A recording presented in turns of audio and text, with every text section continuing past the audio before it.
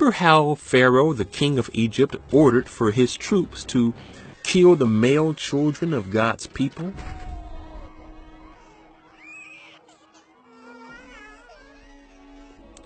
Well, Moses escaped from that when he was a baby because his mother placed him in a basket and he was sent to Egypt, right? Well, what did King Herod do? The same thing. He, just like the Pharaoh, he also had a decree to kill the male children when Jesus was a baby.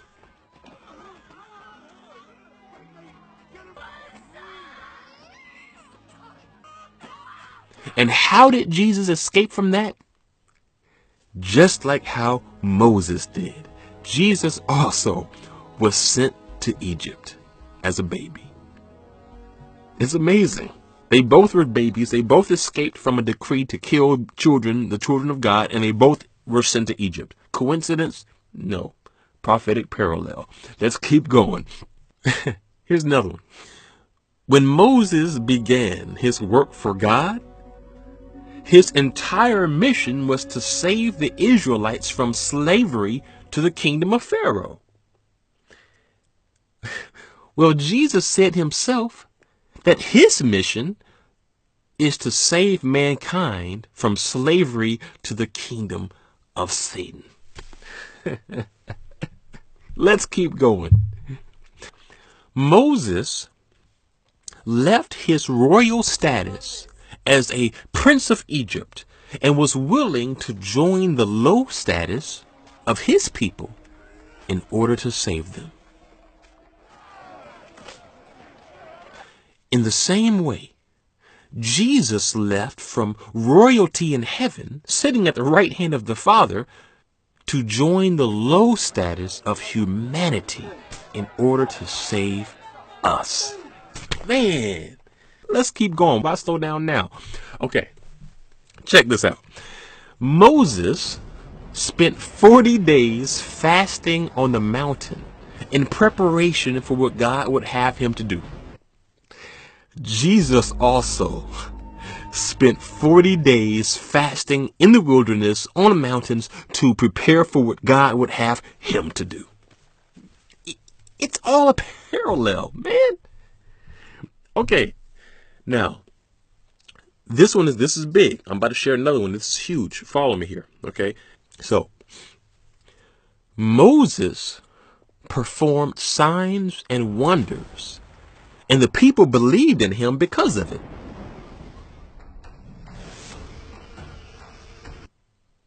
But after he went on the mountain to meet God, and he took a long time to return, the people started to turn on him. They started to wonder, where is God and where are the miracles and wonders that we saw earlier? And many of them stopped believing because they began to think that Moses would never come back. Well, in the same way, Jesus also performed mighty miracles and signs and wonders.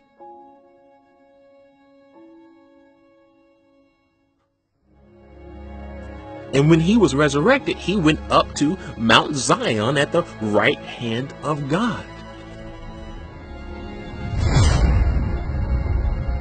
And just like in the story of Moses, many today wonder, where is Jesus? Is he coming back? Why is he taking so long?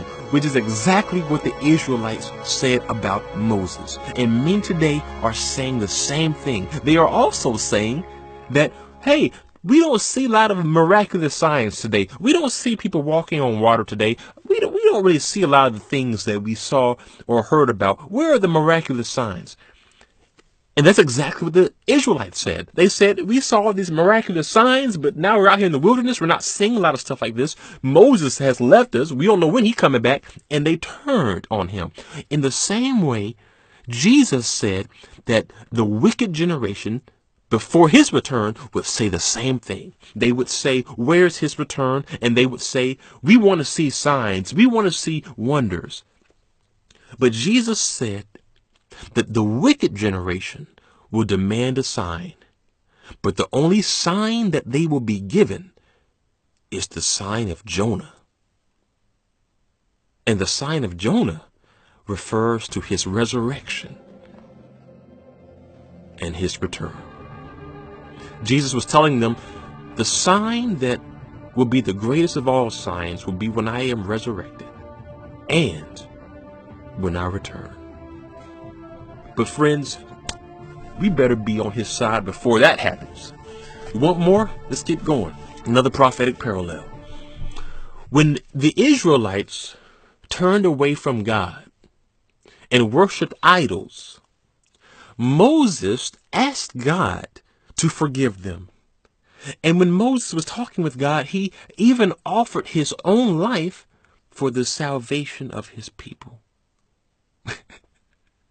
Well, in a similar way, when Jesus went to the right hand of the Father, he also offered his own life for us. But Jesus, he truly did die for the sins of the world. Let's just do one last one, okay? One more. It took the death of Pharaoh's firstborn son for the kingdom of Egypt to lose its grip on God's people and set them free. Well, it took the death of God's firstborn son, Jesus, to make the kingdom of darkness lose its grip on God's people and set us free. Man, it's amazing.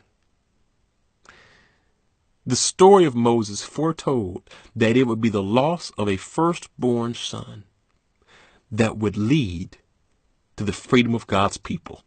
Before Jesus was born, thousands of years, his entire life was predicted in the Old Testament. Look, if you're listening to this, share this with as many people as you can. If you got to go to Facebook and post this in groups, or if you have to spread this to people at your church, do what you have to do. But if you have friends who are not believers, let them see this. They have got to see that everything Jesus said he is, everything he prophesied that he would do, it was written thousands of years before he was born.